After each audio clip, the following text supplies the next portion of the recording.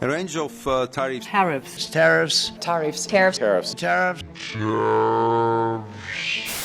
It's been hard to avoid the word tariff in 2025.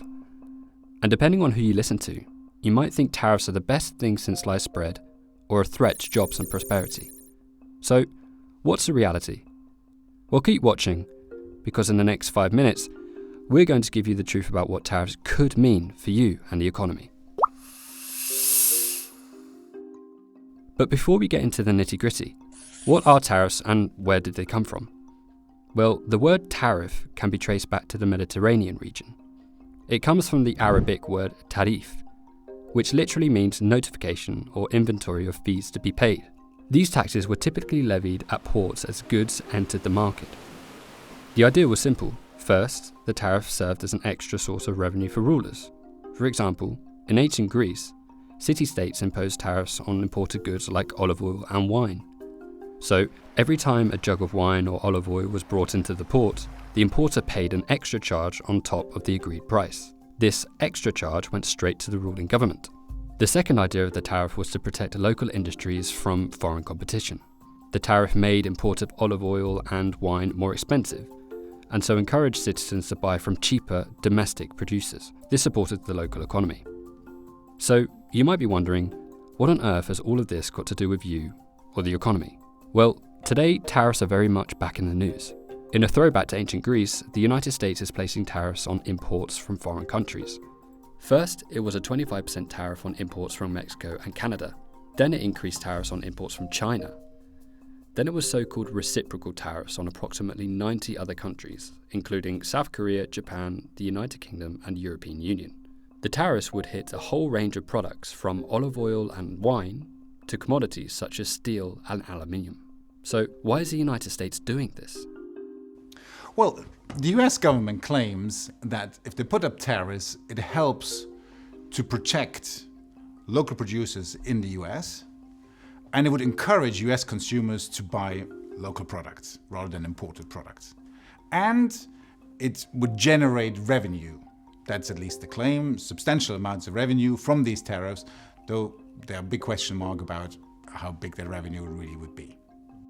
But back to how tariffs could affect you. So let's say after hours of watching YouTube, you decide you want to buy a new smartphone. But say the smartphone you want to buy is made in a country which has a 20% tariff on it. What happens then? Yeah, so if you're in a country where tariffs have just been put up for imported smartphones, so basically the first kind of entity that is confronted with that is the importer of smartphones. So they have to pay more, say 20%. Now, the importer then will kind of pass on the smartphones to the retailer to be sold, and of course, as part of that, would also charge 20% extra. Now, your smartphone hits the shop floor, and then it's up to the retailer to say, well, shall I absorb these extra 20%, or do I slap it on the price that I put out there in my shop window? And studies have shown that this is exactly what happens, that the tariffs essentially get passed on all the way down to the final consumer, so ultimately your smartphone will be 20% more expensive. So it's a bit like a hot potato that gets passed around, and it ends up with you, the final consumer. Now, I can tell what you're thinking. If there is an import tariff on the country that makes the product you want to buy, why not just switch to a non-tariff alternative? Unfortunately, it's not that simple. Let's stay with the smartphone example. Well, the thing that would work if a smartphone was a very simple product that is actually locally produced. But a smartphone is a highly sophisticated device that is made up of many, many different components that are produced in different parts of the world and assembled in different parts of the world until it becomes that sophisticated product. In fact, many of our consumer products are relying on something that we call integrated global supply chains, where individual parts and components and assembly processes cross boundaries all the time.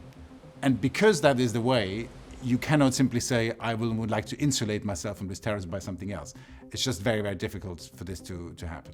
So you might be thinking, my country isn't involved in any of these tariffs. None of this is going to affect me. But even if your country isn't involved in any trade dispute, tariffs could still end up hitting you. This is why economists are so worried. Economists are super worried about tariffs because of the ultimate implications it may have. And let me run you through those. So first the country puts up tariffs on the imports from other countries. Now those other countries will not just sit tight and let this happen. They will think about how they can retaliate, and they themselves might be putting up tariffs on certain categories of products. And before you know it, all sorts of products, all sorts of services across different parts of the world are now under tariffs. As a result of that, you have massive impediments to trade. And then companies that used to sell their products and services into other countries will find it much more difficult to do so. And as a result, they might need to lay off people. If unemployment goes up, people don't have jobs anymore. It means there's not enough demand in the home economy anymore. And that may soon lead to a recession with all the economic hardship that this brings. But what if I told you that the impact of tariffs could get even worse? In fact, in a worst case scenario, it could get so bad you might not be able to afford that new smartphone at all. As we've explained, what starts out as tit-for-tat tariffs could quickly turn into an international trade war, and a prolonged, all-out trade war has the potential to be extremely damaging to the world economy. We only have to look back at history to see what could happen. Interestingly, history provides us with examples of how this kind of trade war can play out. In the 1930s, the United States put up tariffs on agricultural products to protect their local producers. And in turn, other countries put up tariffs themselves. As a result, world trade plummeted, and as demand across the globe went down, factories had to close, people lost their jobs, and ultimately it turned into a global recession, even a depression, with all the economic and social hardship that brings with it. So to sum up, you might think if a government wants to protect an industry or collect extra revenue, putting a tariff on its imports might make sense. But what tends to happen is that the tariff ends up being passed on to consumers in the form of higher prices. And tariffs by one country risk sparking retaliation by others.